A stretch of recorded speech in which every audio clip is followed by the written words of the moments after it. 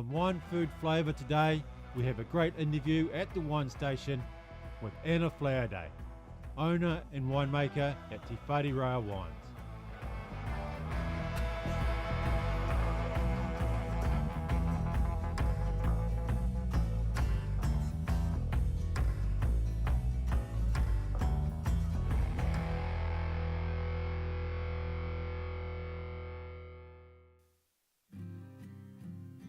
So I grew up with a family vineyard. My folks are all in it at home, so I'm actually 5th generation grape grower, but the first winemaker in the family. Wine growing is kind of, a slightly more glamorous version of farming, I think, for some people, but at the end of the day, it's still farming. You still, rely on what falls out of the sky, what doesn't. So I think that's good grounding for me to think that, you've been through the cyclical stuff too, that's not always great. Sometimes it's pretty tricky. But as a kid, I just really loved science. That's actually kind of what brought me to wine. I had a couple of awesome science teachers at high school that I just loved, which is sort of why I went down that pathway. So yeah, a bit of both.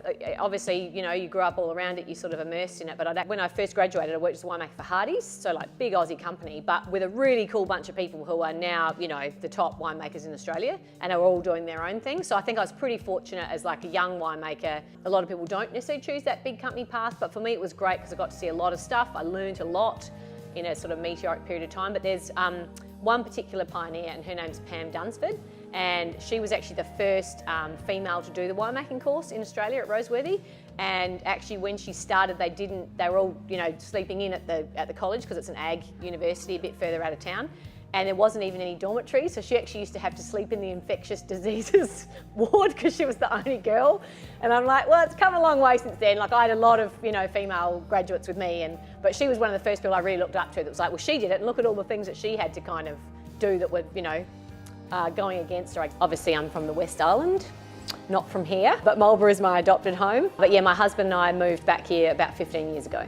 Yeah, so my husband's a Kiwi, he's from here, and my parents-in-law are in the industry here as well too, so both of us kind of grew up with it, and then we'd sort of both trained as winemakers, and we both, I guess, had done our time working for big companies and overseas ventures and that kind of thing, and just got to the stage where we really liked being hands-on and knew that we didn't want to do the big company gig anymore.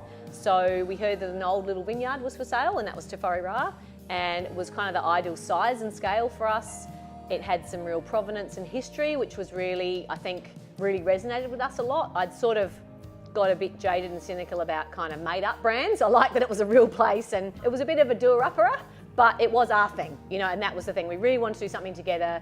We really wanted to do our own thing, and yeah, we were really determined to kind of be able to bring it back to life again, I guess. Yeah, it's actually, we've got the oldest vines in Marlborough. The original planting there was in '79, so they were really one of the sort of pioneering people. And obviously a lot of people at that stage were planting vineyards, but there weren't that many people actually taking it to the next level and kind of making their own wine. So they really were the second winery here after Brancott. Yeah, I guess it's always stayed small rather than, global domination kind of size, but that's kind of what we like. So yeah, I'm really proud to own what's a really, big part of Marlborough's history, and hopefully, take it to the next level. Most of it's single estate wines, like the vast majority of, we make about 13, 14 different wines altogether, so the vast majority is just off our own vineyard. We've actually got about, of the 11 hectares, we've got 7 different varieties planted, quite a broad range of things. And actually, interestingly, when we bought the vineyard, there was no Sav. I think we're probably only one of 2 vineyards in Marlborough that didn't have any. We do make some now, and there is some planted now. So yeah, we make a couple of wines that are a blend of us and a grower, or us and 2 growers for our sort of 2 main wines, but pretty much everything else is just single vineyard, yeah. To us, the peer recognition means a lot because we don't enter a lot of wine competitions or anything like that. So yeah, I think anybody who I respect who likes one of our wines is probably not a specific example I can think of, but we've had a few amazing accolades, like having one of our wines used in the Master of Wine exam, which is this really big deal thing in the wine world. That meant so much. We were so proud about that. So yeah, just the peer recognition from other people that you respect, that they ring you up and want to swap a case with you. That's kind of that unofficial badge of, if those people want to drink your wine, that's a good thing. So yeah, 7 different varieties planted. So we make Sauvignon, obviously, Riesling, Pinot Gris, Gewürztraminer, Chardonnay in the whites, and then sort of one of our new real rock star things, I guess, has been a blend that we make off the vineyard called Toru, which is actually a blend of Gewürz, Riesling and Pinot Gris, but all co-fermented. And that one actually started off as a bit of an experimental batch, and then we loved it, our customers loved it, so it's become a permanent part of the lineup. But it's almost like a sort of new flagship wine for us, I guess. And then once we move on into reds, we make Pinot. Then we also make Syrah, which is pretty unusual. A lot of people in Marlborough do that, but I guess what I love about being here and kind of making wine here is I think Marlborough is not just a one-trick pony, and that's what I guess we had a foot forward already because Whare Ra was known for Riesling and Gewürz, and sticky was another thing that kind of the vineyard was really famous for. So yeah, I guess we've already represented that more diversity of Marlborough, and I like that as a winemaker. It's really interesting. Like I said, it's my adopted home, right? I'm not from here, but it's a region I'm pretty passionate about. I think Marlborough's climate is in our favour. It really is. If you made me list my perfect grape growing region and what it would have, Marlborough ticks probably 9 out of 10 of those boxes. The huge amount of sunshine hours we get mean we can grow a broad range of varieties. The dry climate generally during the growing season is pretty good because it obviously helps keep disease pressure down. That nor'wester that kind of drives us all nuts sometimes is a bit like free fungicide. It's a pretty handy thing for grape growers. We've got really diverse soil types, which mean that again, you can have us doing Syrah and you can have someone doing totally different on a vineyard only half a kilometre away.